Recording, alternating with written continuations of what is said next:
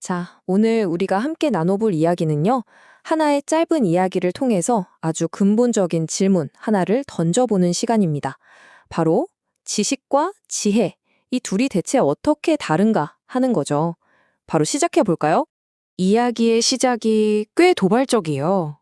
10년 동안 한 우물을 파는 일은 바보나 하는 짓이다. 아니, 보통 한 우물을 팔아라고 하잖아요? 그런데 바보나 하는 짓이라니 뭔가 좀 이상하죠? 한번 생각해 보게 만드는 문장이요. 그리고 여기서 끝이 아니에요. 바로 다음 문장이 따라붙죠. 보이지 않는 지혜를 추구하는 일도 이와 마찬가지이다.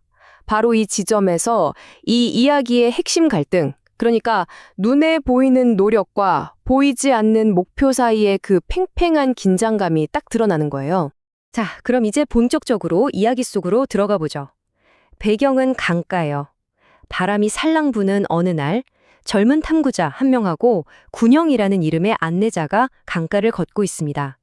바로 이 두 사람의 대화가 오늘 이야기의 전부라고 할 수 있습니다. 이 두 사람 생각하는 방식이 정말 완전히 달라요. 한번 보세요. 먼저 젊은 탐구자는 어때요? 직접적으로 질문을 던지고 유명한 철학자 말을 인용하면서 손에 딱 잡히는 팩트를 원하는 거죠. 반면에 안내자인 군영은요, 이야기로 답해주거나 오히려 질문을 되묻고 책에서 읽은 게 아니라 직접 살아낸 경험을 툭 던져주는 식이에요. 그러니까 처음부터 지식과 지혜를 향한 두 길이 팽팽하게 맞서고 있는 거죠. 자, 먼저 젊은이가 선공을 날립니다. 자기가 아는 지식으로 대화를 딱 시작하는 거죠. 고대 그리스 철학자 헤라클레이토스의 아주 유명한 말이잖아요. 이걸 인용하면서 자, 우리 한번 지적으로 토론해 봅시다 하고 판을 까는 거예요.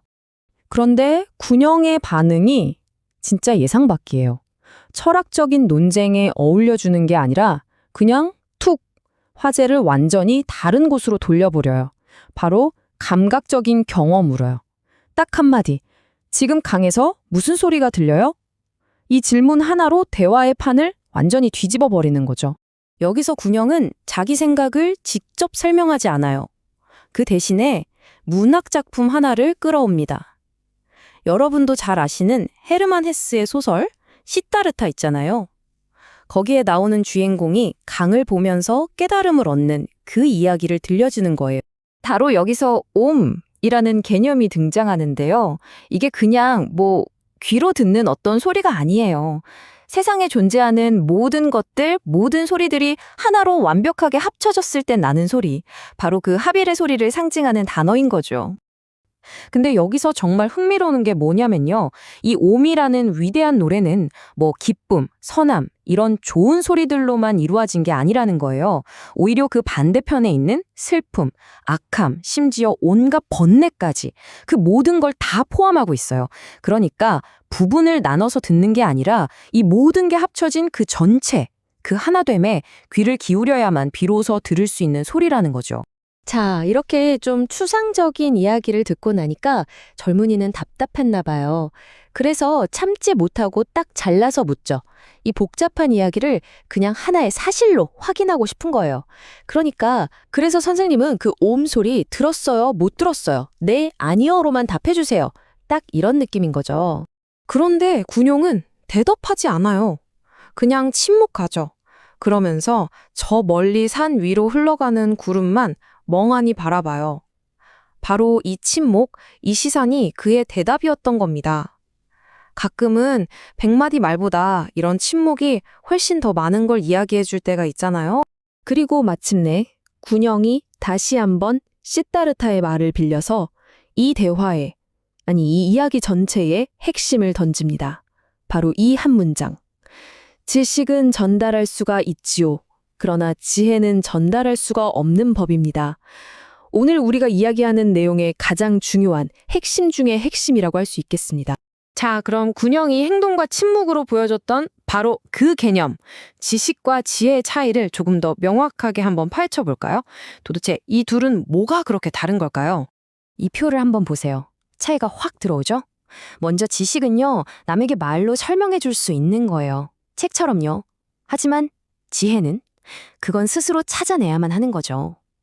마찬가지로 지식은 가르칠 수 있어요. 하지만 지혜는 오직 스스로 경험해야만 얻을 수 있는 거고요. 그러니까 정리하자면 지식은 우리가 서로 공유할 수 있는 하나의 대상 같은 거라면 지혜는 그건 각자가 직접 걸어가야만 하는 길 자체라고 할 수 있는 거죠. 자, 그럼 이제 이 강가에서 있었던 이야기의 의미를 정리해 볼 시간입니다. 과연 우리는 이 이야기에서 뭘 얻어갈 수 있을까요?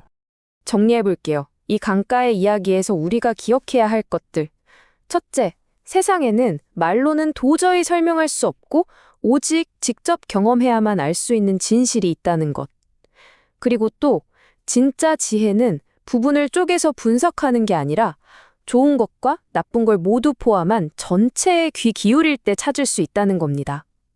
더 나아가서 깨달음이란 것 누가 주는 정보를 받는 게 아니라 나 혼자 걸어가야 하는 아주 개인적인 길이라는 거고요. 그리고 마지막, 어쩌면 이게 가장 중요할 수도 있겠네요. 때로는 시끄러운 말보다 고요한 침묵이 훨씬 더 깊고 진실된 대답이 될 수 있다는 것. 이걸 기억해야 합니다. 결국 이 이야기는 우리에게 마지막 질문 하나를 툭 던져주고 끝납니다. 지혜라는 게 가르칠 수도 없고 전달할 수도 없는 거라면 그럼 우리는 도대체 어디서부터 어떻게 배우기 시작해야 할까요? 아마 그 답은 저 강가에 서 있던 젊은이처럼 우리 각자가 직접 찾아 나서야만 얻을 수 있겠죠?